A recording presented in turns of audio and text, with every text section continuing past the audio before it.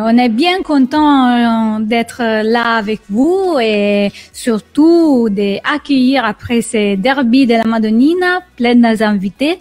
Et je te passe les ballons tout de suite, Cédric, parce que c'était un derby plein d'émotions et surtout avec un résultat qu'on peut dire prévisible ou pas? Assez surprenant. On va en profiter déjà pour accueillir nos invités. Donc, Florian Sabatier, journaliste, il était avec nous lors du premier live déjà de Calcio Espresso. On est heureux de le retrouver. Bonjour Florian. Bonjour Cédric, bonjour Valentina, bonjour à tous. On a également avec nous Giuliano De Pasquale, qui est journaliste belge et tifoso de l'Inter. Donc, ça fait de bonnes raisons d'être heureux aujourd'hui, puisque l'Inter s'est imposé avec un grand Romelu Lukaku. Bonjour Giuliano. Bonjour Cédric, bonjour à tous. C'est un grand plaisir de venir dans ces circonstances. On imagine que tu es plutôt heureux en ces moments.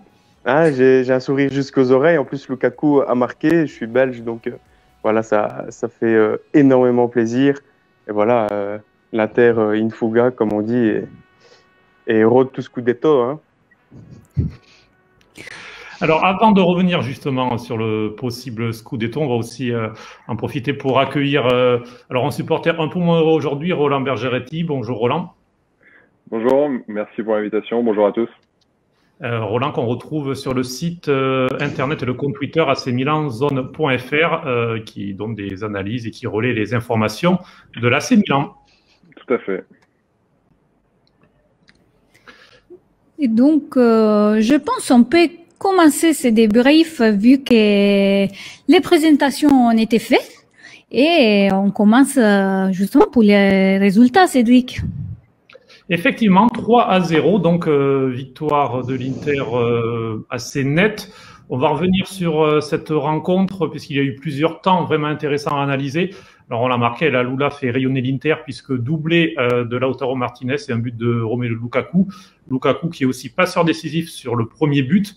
Donc vraiment les deux attaquants ont pesé sur la rencontre alors que de l'autre côté, on en parlera aussi, Zlatan Ibrahimovic a eu des occasions mais a rencontré un grand Handanovic face à lui. Alors déjà, victoire 3-0, on va peut-être commencer avec toi, Florian. Est-ce que le résultat est logique selon toi?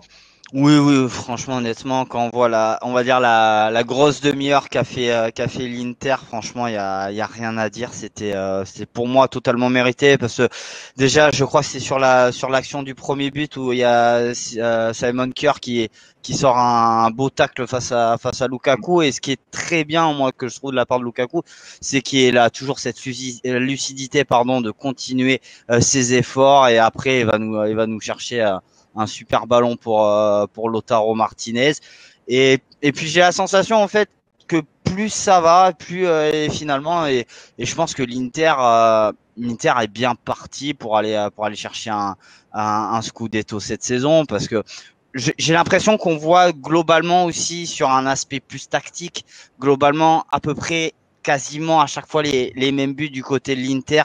Ça se projette très très vite vers l'avant. Ça part en contre-attaque folle.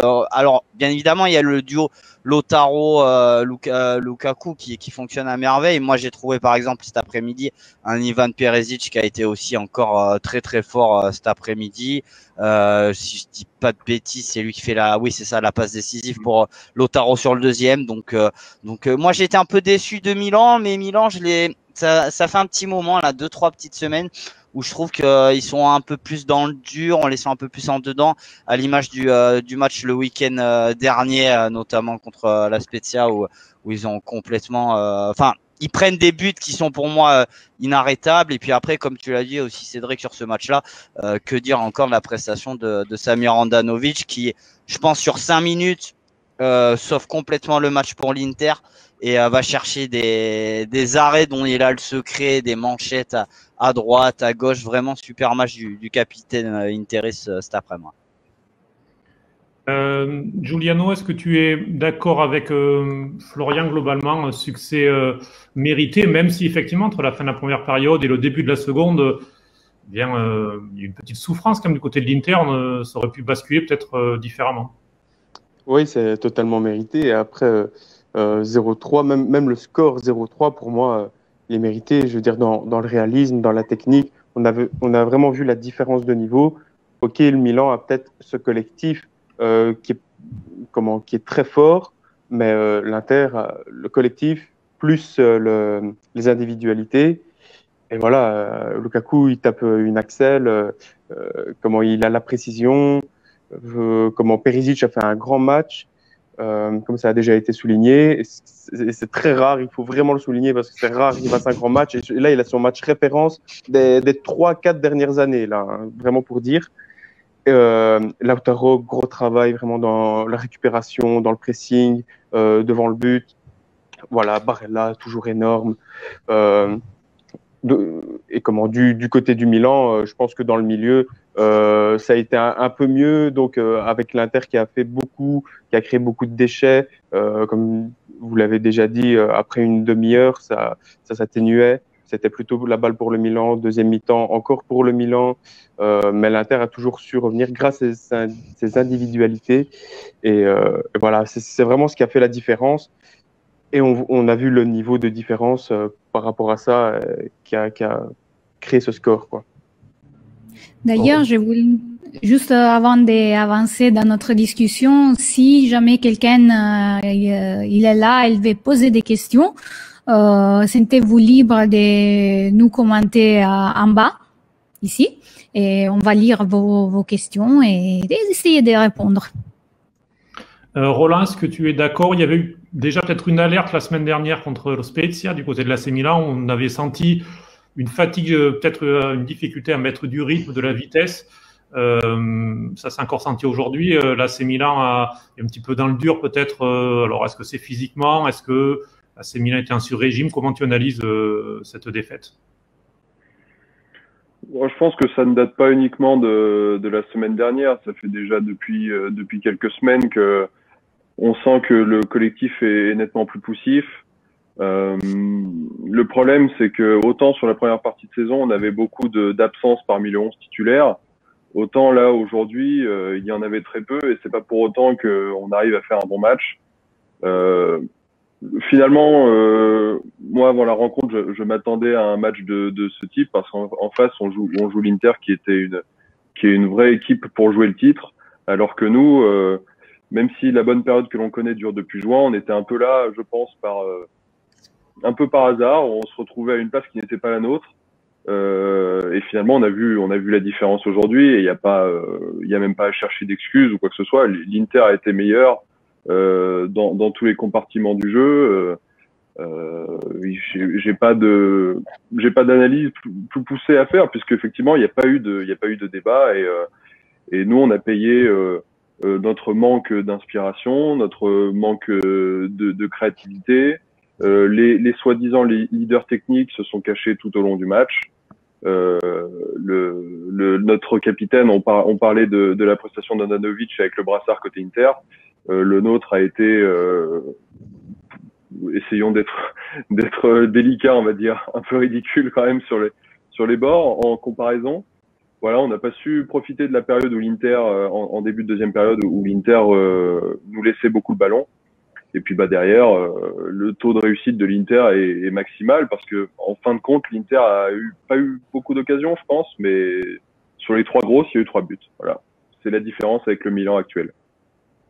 Mais le problème, c'est aussi ils se sont fait agresser, surtout au début. On a vu qu'il semblait qu'ils étaient encore restés dans les vestiaires, et ça a fait très mal parce que l'Inter, il a gagné tout de suite confiance et ça a un peu, pesé sous le reste du match. Peut-être aussi quand ils ont eu vraiment la possibilité, ils n'ont pas cru d'y arriver. Tout à fait. C'est une attitude qu'on voyait déjà la semaine dernière contre la Spezia. Et même cette semaine en Europa League, hein, on sort quand même d'un match à Belgrade qui a pas été fameux. Les attitudes sur le terrain étaient pas bonnes d'entrée de match. Hein. On a rapidement vu les joueurs un peu baisser la tête, baisser les bras. Je pense à Hernandez par exemple qui était parti dans une de ses courses folles et puis qui a perdu la balle et ne s'est même pas donné la peine de revenir. Enfin, même dans l'attitude, on n'a pas bien abordé le match, effectivement. Donc, vraiment, le score est logique, le résultat est logique et félicitations à l'Inter qui a très bien joué le coup et qui a montré toute la différence qui existe, en tout cas en termes de joueurs, entre les deux équipes à l'heure actuelle. On va peut-être justement rentrer un petit peu dans ce match et les individualités. Giuliano a parlé de Perisic qui a fait un grand match. Il faut le signaler, que ce soit défensivement ou offensivement. Ça fait 2-3 matchs qu'il est en train de s'installer dans ce poste de piston gauche qui était un petit peu orphelin entre Ashley Young qui était en difficulté cette saison, Darmian qui était un petit peu trimballé entre les deux postes. Finalement, c'est Perisic qui prend cette place. On peut aussi parler d'Eriksen du côté de l'Inter qui lui aussi est en train de prendre une place que Vidal n'a pas vraiment occupée, en tout cas dans de bonnes conditions. Il a fait beaucoup d'erreurs pesantes en première partie de saison. Est-ce que c'est ça aussi la différence de l'Inter, c'est ces deux joueurs qui ont un petit peu changé les choses? Giuliano, qu'est-ce que tu en penses? Oui, moi je pense vraiment que il faut savoir déjà qu'à la base, depuis le début de la saison, on fait on joue avec un piston. J'ai l'impression qu'on joue avec un piston et un milieu en moins. Et aujourd'hui, le milieu, on l'avait. Ils étaient trois. Barella, Brozovic, la plupart du temps, ils sont présents. Et le troisième, Eriksen, voilà, qui se voit enfin offrir cette chance, il l'a saisi. Même s'il n'a pas fait le match parfait, attention, il a répondu aux attentes de Conte, aux attentes de chaque interiste. Il a porté le ballon vers l'avant. Il a peut-être un peu plus de mal dans la récupération. C'est à ce moment-là qu'on a plus besoin de Vidal. Mais à partir du moment où il fallait attaquer, où il fallait vraiment mettre la pression sur le Milan, il a fourni le travail qu'il fallait. Perisic, même chose. C'est depuis le début de la saison, on joue sans piston gauche, vraiment, entre Young et lui, ça allait pas du tout. On n'avait que Hakimi, on se basait que sur lui, et depuis qu'enfin il a ce déclic, ça va beaucoup mieux. On voit qu'offensivement, c'est encore plus meurtrier ce qu'on propose, et puis défensivement, c'est très fort ce qu'il propose aussi. Il récupère des ballons, il défend très bien, il relance. Il fait la différence aussi techniquement avec des gestes techniques, des choses qu'il sait faire. On sait qu'il sait le faire. Il le fait avec la Croatie, il l'a fait avec le Bayern, mais avec l'Inter, il le fait jamais. Ou alors ça passe pas. Et voilà, c'est vraiment ça. C'est quand l'Inter a son équipe au complet, ça fonctionne, ça va tout seul. On n'est jamais à l'abri de moments de faiblesse, comme on a vu ici de la 30e à la 45e minute. Et ensuite de la 45e jusqu'à, je sais plus, la 60e, j'ai envie de dire, où là on a des creux et on laisse l'équipe revenir, et ça a failli faire mal. On l'a vu qu'Handanovic a dû sortir 3 grosses parades miracles. Florian, je sais que tu aimes bien tout ce qui est tactique. On avait l'impression vraiment qu'Antonio Conte avait deux plans vraiment distincts. C'était par moments aller vraiment chercher très haut, agresser l'équipe du Milan, on l'a vu en début de match, puis parfois vraiment se replier comme ils l'ont fait contre la Lazio, attendre et profiter des espaces pour placer des contres. On a l'impression que ces deux un petit peu possibilités, ces deux curseurs qu'il avait de l'un à l'autre, a fait aussi beaucoup de mal au Milan, qui avait un petit peu de mal à se positionner du coup. Ouais, non, clairement, il y a ce système qui est un peu, je trouve, un peu mouvant, c'est-à-dire, comme tu le disais, au niveau quasiment du scénario du match, où par exemple, quand il va falloir attaquer fort, tu vas avoir les pistons, comme par exemple Perisic, qui vont être beaucoup plus intéressants, notamment sur la percussion, etc. Et puis c'est une équipe qui est capable aussi de très bien défendre, et pour attendre le contre, entre guillemets, je serais tenté de dire suprême, pour mettre encore un petit coup derrière la tête. Et c'est vrai que ça soit ce match, moi je trouve que ce match-là ressemble énormément au derby d'Italie qu'on a eu en championnat, notamment, où on a vu vraiment une équipe de l'Inter être patiente sur la première demi-heure et essayer de pousser au maximum, arriver à marquer très tôt comme là encore aujourd'hui. Et après derrière mettre un petit coup de poignard, ouais, clairement, grâce à des milieux qui se projettent énormément. Et puis c'est ce qui est intéressant aussi, c'est voir, je pense. Pour moi, c'est l'un des joueurs, si ce n'est le joueur clé, je trouve, de l'Inter, c'est Lautaro, qui peut être à la fois à droite, à la fois à gauche, à la fois aussi dans l'axe, et du coup ça, il a, on va dire, il a un mouvement, il est tellement en éternel mouvement que finalement après il se positionne au bon endroit et au bon moment. C'est ce qu'il a montré notamment sur le deuxième but. Il a cette capacité à se faire oublier comme sur le premier. Et puis comme le disait aussi Giuliano, c'est vrai que l'Inter, je trouve, a cette capacité, par exemple, de mettre des joueurs comme Arturo Vidal sur le banc, mais ton milieu ne va pas forcément être moins bon. On a vu, je pense que pour Eriksen, je pense que le déclic qu'il a eu en Coupe d'Italie lui a fait énormément de bien. On le voit déjà beaucoup plus, je le trouve mieux que la saison dernière sur les 6 premiers mois dès son arrivée. Et après, bon, Nicolo Barella, et enfin, je pense qu'il faudra ériger une statue à ce garçon-là, parce que franchement, plus ça va, moi je le voyais à Cagliari, déjà je le trouvais énorme, mais je trouve qu'il commence à avoir un espèce de costume limite taille patron au milieu de terrain de l'Inter, et franchement c'est à la fois très bien pour l'Inter, et je pense aussi très bien pour la sélection italienne, parce que finalement c'est un petit qu'on va voir, je pense, au fur et à mesure du temps, et il ne cesse de crever l'écran, et encore il a fait pour moi encore une belle partie cet après-midi. Ouais. Et Roland, je reviens vers toi parce que on avait parlé au début de saison que les Milan, il était trop Ibra dépendant. Peut-être après Ibra, il n'était pas là, et quand même Milan, il a réussi à gérer la situation. Là, Ibra, il est à nouveau là, mais on a l'impression que quelque chose peut-être s'est cassé dans l'ensemble de l'ambiance. Oui, c'est vrai que même dans ses performances, Ibrahimovic, ces derniers temps, bon, il a encore marqué, bien sûr, mais c'est ça qui est un peu compliqué dans ce Milan-là, c'est qu'on attend d'Ibrahimovic qu'il fasse un peu tout, alors que il est jamais meilleur que quand il faut conclure. Et malheureusement, ces derniers temps, autour de lui, il y a pas grand-chose. Comme je disais plus tôt, par exemple, encore aujourd'hui, Çalhanoğlu a disparu. Enfin, on l'a pas vu prendre le jeu à son compte. Rebic sur le côté a vraiment pas été bon aujourd'hui, alors que l'an passé, sur une demi-saison, il avait vraiment été important dans toutes les phases du jeu, quand on avait le ballon ou non. Et donc aujourd'hui, on se retrouve avec Ibrahimovic qui commence tout de même à faire ses 39-40 ans, mais on peut pas tout attendre de lui, et si on ne le sert pas, il va pas pouvoir forcément tout faire. Comme à une époque, il pouvait se permettre de jouer très bas, de jouer très haut, à gauche, à droite. C'est plus l'Ibrahimovic d'avant, et malheureusement, c'est vrai que depuis 3-4 semaines, le jeu offensif du Milan est stérile et assez inexistant.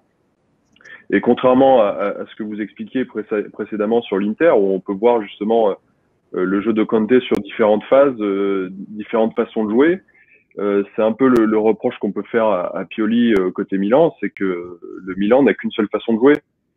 Et dès lors qu'on se retrouve face à une équipe comme l'Inter, qui est très intelligente dans ses choix tactiques et stratégiques, le jeu du Milan, tout de suite, ça devient plus compliqué. Donc effectivement, parler d'Ibrahimovic dépendance, oui, peut-être toujours, mais faut aussi que les autres autour de lui prennent un peu leurs responsabilités.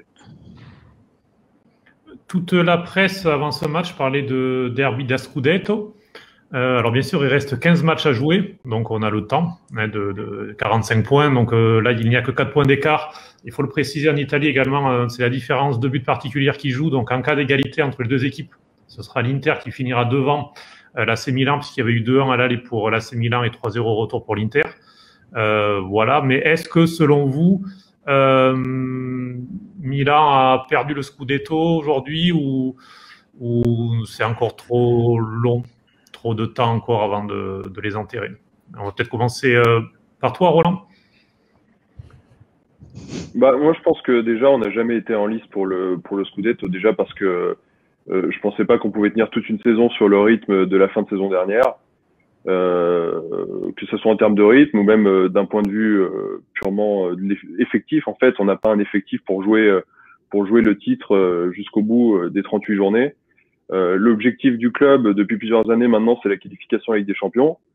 Et bon, certes, c'est vrai qu'on s'était habitué un peu à cette première place qui nous était un peu tombée dessus par hasard. Et moi, je pense qu'effectivement, le Scudetto déjà n'était pas un objectif et ne le sera plus, encore moins maintenant sur les journées qui restent. Nous, on doit chercher à aller avoir une des 4 premières places. Ça sera pas la première, ça, je pense que c'est sûr. Mais la deuxième, la troisième ou la quatrième, c'est l'objectif. Et de toute façon, en étant honnête, on a beau être supporter, on a beau vouloir rêver. Si on regarde la vérité en face, c'est qu'on ne pouvait pas jouer le Scudetto jusqu'au bout. Et ce match-là nous a montré tous les quarts qui existaient avec les vrais prétendants au Scudetto comme Inter. Florian, du coup, est-ce que selon toi, c'est plus un match Inter-Juve pour le Scudetto? Déjà, on va aller gagner. On va essayer d'aller gagner ce match-là à Naples et puis après on verra contre Naples, pardon. Et après on verra. Mais je pense que déjà il y a un manque. Pour moi, je dirais que quand même globalement l'Inter a un ascendant, que ça soit déjà un ascendant psychologique sur le deuxième qui est Milan, ça c'est clair après ce 3-0 là. Et je pense qu'on attendra avant, enfin moi j'attends du moins, je suis beaucoup plus patient de savoir est-ce que ça sera vraiment Inter-Juve ou est-ce que l'Inter va faire cavalier seul, parce que honnêtement quand on voit la Juve récemment, que ça soit contre le Napoli, on parlera pas du match de mercredi contre Porto, mais c'est vrai qu'il y a un manque de certitude dans le jeu. Dès que la vieille dame a beaucoup d'absents, on voit que l'effectif est, moi je trouve un peu limité, et le fait de ne pas avoir recruté cet hiver, on verra ce que ça vaut, mais pour moi ça reste quand même une grosse erreur. Déjà au niveau de l'attaquant, quand on voit que par exemple Dybala n'est pas encore disponible, qu'il y a des absents, on sait même pas quand est-ce qu'Arthur reviendra. Donc voilà. Pour l'instant, pour moi, l'Inter a vraiment un gros avantage, que ça soit sur Milan ou sur la Juve. Après, on verra début du mois de mai, parce qu'il y aura des échéances, et notamment il y aura ce Juve Inter. On espère forcément qu'on aura un stade un petit peu rempli à cette date-là. Après on verra, mais pour moi, je pense que l'Inter, ça fait quand même on va dire, ouais, depuis qu'Antonio Conte est arrivé, on voit vraiment qu'il y a du changement au niveau de la mentalité, au niveau des résultats. Je pense qu'il leur manque, c'est ça qui est vraiment dommageable avec cette équipe-là, c'est qu'elle n'arrive pas à faire quelque chose en poule de Ligue des Champions, parce que bien évidemment cette année, pour moi, ok, on va encenser le Borussia Mönchengladbach, ce qu'a fait le Shakhtar, etc. dans cette poule-là. Mais honnêtement, l'Inter avait, pour moi, je pense, après Giuliano, je sais pas comment tu en penses, mais franchement, cette année, il y avait matière de faire quelque chose, que ça soit en championnat, et garder un petit truc aussi en Coupe d'Europe, parce que l'Inter, avec l'effectif qu'ils ont, pour moi, peut jouer sur les deux tableaux. Giuliano, oui, justement. Oui, vas-y. Tu veux que je rebondisse par rapport à ça? Oui, par rapport à ça. Et puis, juste aussi, François Lerose, qui était avec nous dans notre podcast, disait que le supporter de l'Inter est pessimiste par nature. Donc là, il reste 15 matchs, 4 points d'avance, plus de Coupe d'Europe. On a l'impression que tous les feux sont au vert pour l'Inter. Donc, est-ce qu'il faut être optimiste? Oui, on peut pas être optimiste avec l'Inter, hein, c'est pas possible. Il y a trop, je veux dire, il y a trop d'exemples dans l'histoire de l'Inter pour se dire, ok, tout va bien se passer. Non, ça se passe jamais bien. Ça se passe absolument jamais bien. Déjà, gagner le Scudetto, ça doit être normal. Je veux dire, avec un coach qui est payé 12 millions, avec les moyens que les dirigeants ont mis dans cette équipe, avec cette élimination en Ligue des Champions, qui en plus, on n'a pas été reversé en Europa League. Et voilà, ici, la Coupe aussi d'Italie qu'on a laissé filer, alors qu'il y avait aussi moyen d'aller chercher ce match, cette double confrontation contre la Juve. Pour le moment, c'est un échec. C'est clairement un échec. Et ouais, la Ligue des Champions, il y avait vraiment moyen d'aller chercher quelque chose. On était, pour moi, clairement, on était au coude à coude avec le Real. Mais c'est vrai qu'il y a eu des faits de jeu. Après, on peut parler de quelques faits de jeu qui ont quand même influencé les matchs. Mais au final, l'Inter est seule fautive parce que les victoires devaient être là. C'est inadmissible de laisser passer ça. Et on va certainement pas se plaindre de quelques faits de match qui auraient pu changer des résultats. Mais non, ça reste totalement inadmissible. Et maintenant, il reste plus que le Scudetto. Ce match-ci, il est très important, mais il en reste 15 et tout peut arriver. Tout peut arriver, même s'il nous reste plus que cette compétition. Je connais trop bien l'Inter pour me dire, OK, maintenant on est lancé, venez nous chercher. Non, non. Ça, c'est plutôt la Juve. On a plutôt l'habitude, quand la Juve est lancée, d'aller fino à la fine. Qu'est-ce que tu en penses, toi, Valentina? Moi, c'est difficile parce que c'est clair. Je partage un peu ce sentiment des supporters de l'Inter que c'est jamais dit. C'est quelque chose qu'on partage nous aussi à Naples, en quelque sorte. Mais ne savoir jamais comment ça va se passer. Mais vu les incertitudes de cette saison, que c'est assez particulier en plus avec blessés, Covid, choses.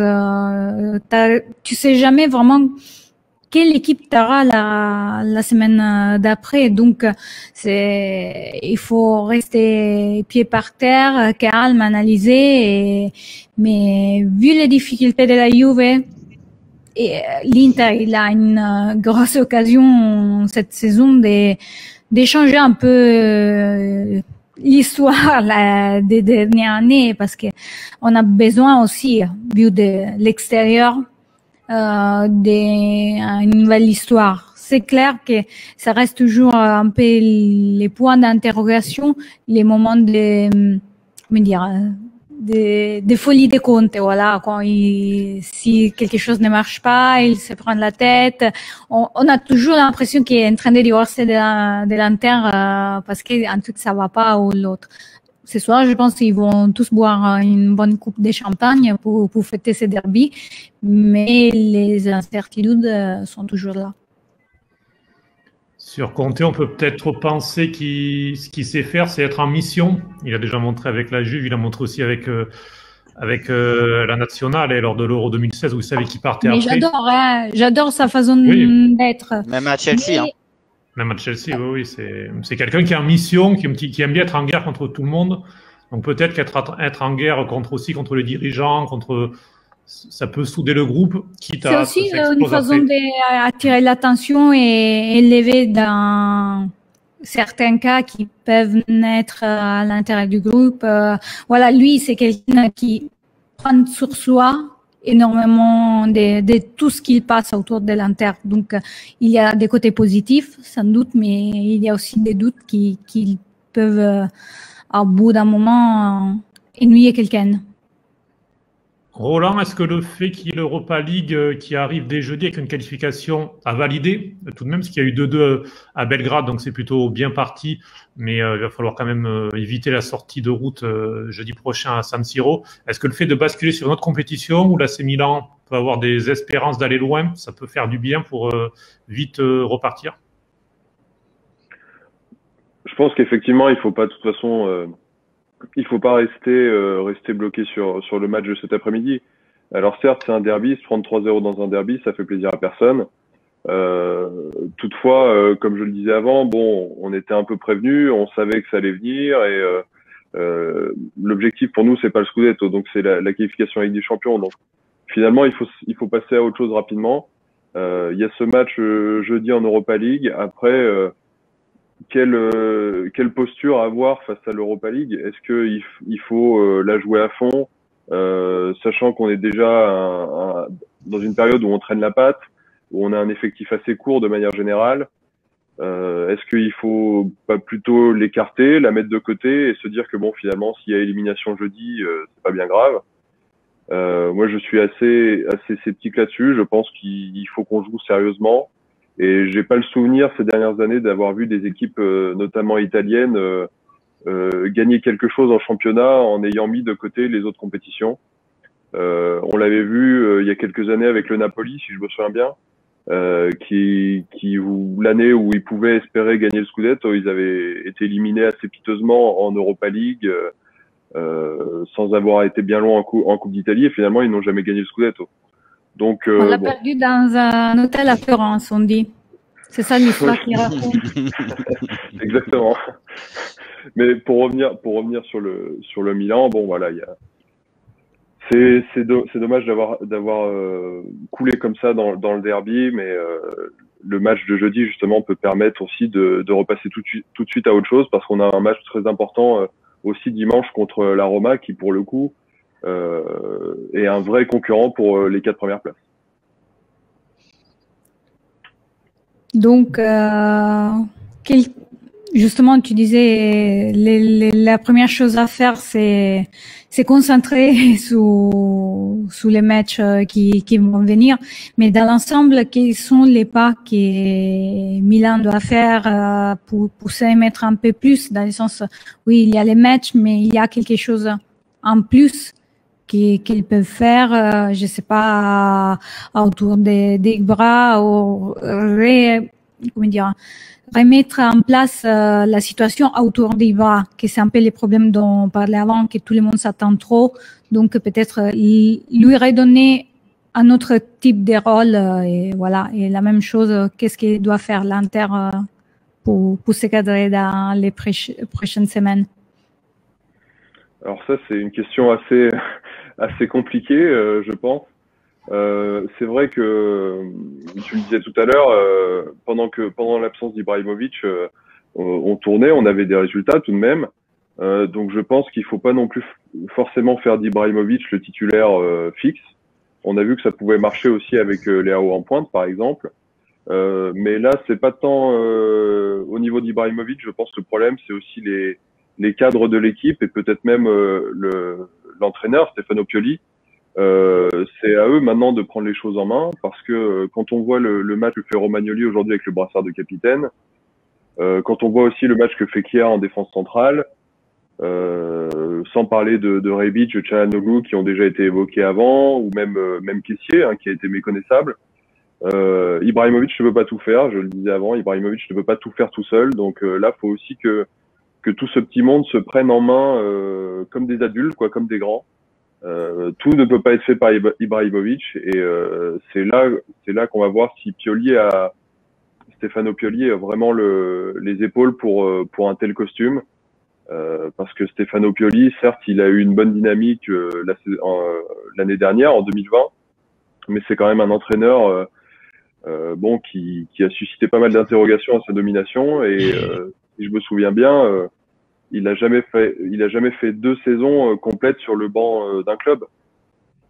Il y a peut-être une raison à ça, donc voilà, là c'est vraiment quelque chose qu'il va falloir travailler à tous les niveaux, notamment dans la tête, et ça sera pas que Ibrahimovic qui devra prendre les choses en main, loin de là. Giuliano, Romelu Lukaku ne peut pas tout faire tout seul, mais on a l'impression quand même qu'il peut faire beaucoup de choses. 5 buts en 5 derbies. Des fois, on lui reproche d'être absent lors de certains gros matchs. Ça a été parfois le cas, on a dit sur certains matchs de Ligue des Champions. En tout cas, lors des derbies, il est toujours là. Aujourd'hui, il a encore éclaboussé la partie, notamment en première période. Il a vraiment pesé sur énormément d'occasions. Il a marqué en seconde période. Tu penses que c'est lui qui est l'homme clé qui peut porter l'Inter vers le Scudetto? Oui, absolument. On l'a vu d'ailleurs à plusieurs reprises, quand Lukaku n'est pas là, c'est pas la même Inter, c'est pas la même équipe. Il est très fort dans son jeu de rotation, où il est dos au but, il reçoit le ballon, et avec sa couverture de balle, grâce à son corps assez massif, il peut après redistribuer assez facilement, soit sur Hakimi qui part dans son couloir, ou alors sur Barella qui qui peut être dans le couloir d'Hakimi, ou alors surtout dans le centre. Il, il est très important aussi évidemment c'est un buteur, donc quand il est face au but, on l'a vu aujourd'hui, le but qu'il met, enfin je sais pas si on s'en rend compte, mais il est tellement difficile. Romagnoli se fait un peu avoir, mais je veux dire, à un moment, il n'en peut rien. Il a fait ce qu'il a pu. Lukaku, il a foncé comme un train. Il a lâché une frappe vraiment dans le petit coin du pied gauche. Sa précision est incroyable. Le centre qu'il donne à Lautaro sur le premier but, là aussi, je veux dire, à la passe, est tellement important. On a déjà vu que Sanchez pouvait remplacer Lukaku par certains moments, mais c'est clairement pas une solution sur long terme. Et si Lukaku doit être blessé, c'est la catastrophe. C'est carrément la catastrophe parce que si déjà même avec lui, c'est pas toujours assuré qu'on gagne des matchs ou qu'on soit à l'aise, j'ai envie de dire, dans le jeu. Sans lui, ça devient très compliqué et il y a eu plusieurs exemples cette saison qui prouvent cela. Et justement, il n'y a pas de vice Lukaku, puisque c'est Pinamonti qui est le quatrième attaquant. C'est l'un des problèmes dans l'effectif de l'Inter. Mais Florian, tu te souviens, il y a 1 an et demi, un peu plus maintenant, quand il y avait ce duel Juve-Inter pour recruter Lukaku, ça a été assez tendu entre les deux clubs, a priori, pour l'avoir, puisque bien, si Dybala partait, si Dybala acceptait de partir, Lukaku aurait peut-être pu signer à la Juve. C'est vraiment un joueur très très important et aussi peut-être collectivement parce qu'on voit que auprès de ses coéquipiers, il parle beaucoup, il motive. C'est un vrai leader aussi. Ouais, moi je trouve que honnêtement, on a eu un peu, comment dire, un avis sur Lukaku juste parce qu'il est passé à Manchester United et que ça s'est pas vraiment très très bien placé, même s'il marque ce but contre le Paris Saint-Germain en 8e de finale de Ligue des Champions. Moi, je suis à peu près on va dire sa carrière depuis qu'il est passé par le centre de formation, notamment de Chelsea, si je dis pas de bêtises. Après, il est allé du côté d'Everton. C'est un super, honnêtement, c'est un super joueur.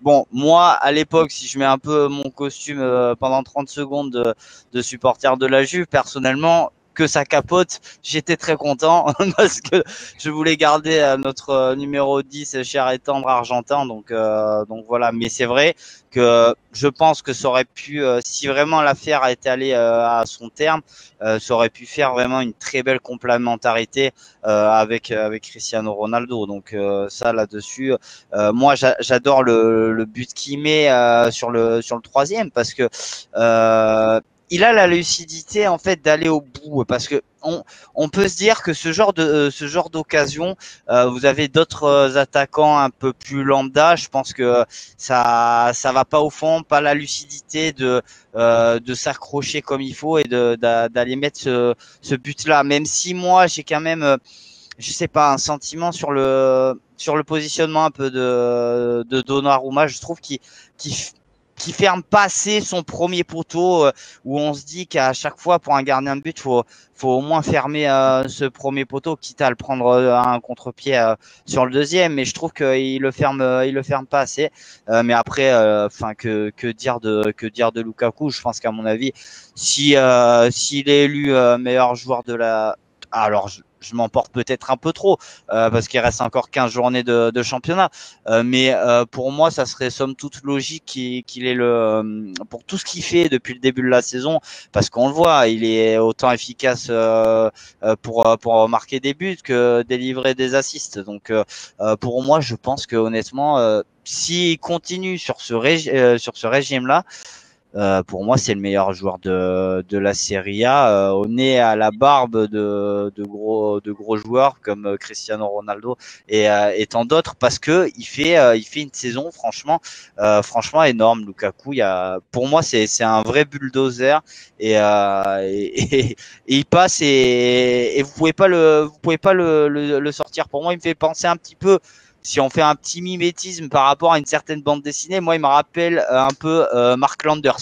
C'est un mec qui va rentrer dans les défenses, il va tout défoncer sur son passage et il va marquer, quoi. C'est franchement très très très fort, Lukaku.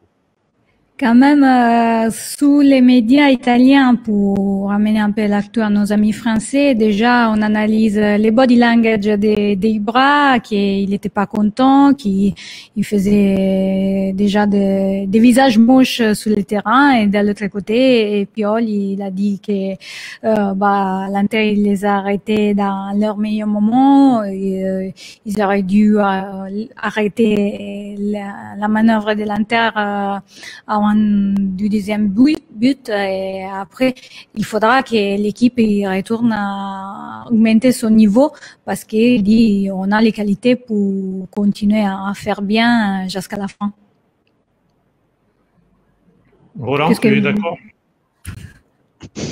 Bon, après, là, c'est quand même du discours convenu d'après-match, après s'être pris un 3-0 dans le derby, hein, donc moi, je me répète, je pense qu'effectivement, les 4 premières places sont atteignables, hein, une des 4 premières places, pas la première, c'est sûr, mais une des 4 en tout cas, sont atteignables d'ici la fin de la saison, mais il faut se réveiller dès le week-end prochain.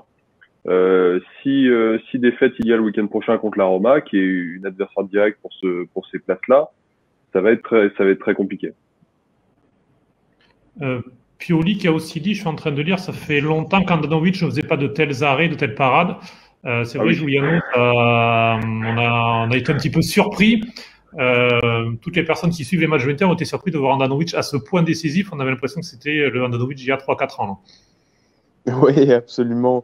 Après, ça lui arrive encore de manière périodique de sortir vraiment des miracles. Je sais plus, c'est quand, c'est contre la Juve, je pense. Ça, en coupe contre la Juve, c'est Ronaldo qui s'insère dans la surface et il sort un énorme arrêt. Après, je pense qu'il y en a eu encore un ou deux ces dernières semaines, ces derniers mois. Mais ouais, Handanovic, on l'aime tous dans le peuple interiste, on l'aime tous de tout notre cœur. Mais à un moment, il faut dire stop.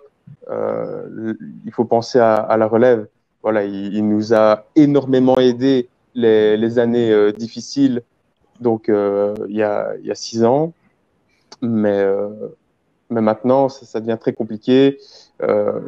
Il y a toujours cette blague qui revient, donc avec son arrêt regard laser, comme on appelle ça. Il regarde le ballon passer, il bouge pas, alors qu'il a la possibilité de sortir un réflexe, je sais pas, de s'élancer. Non, Handanovic, il est très fort sur sa ligne, il est très fort vraiment quand le ballon arrive, il a des réflexes, mais quand il faut plonger, ça coince, il n'arrive plus, je sais pas s'il a des problèmes de vue, je sais pas, mais maintenant il a vraiment des problèmes et c'est sûr que le voir faire ses arrêts aujourd'hui, ça fait du bien, mais encore une fois, attention que ce sont des arrêts miraculeux, mais c'est dans sa force, ce sont des arrêts vraiment sur la ligne où le ballon arrive un peu sur lui.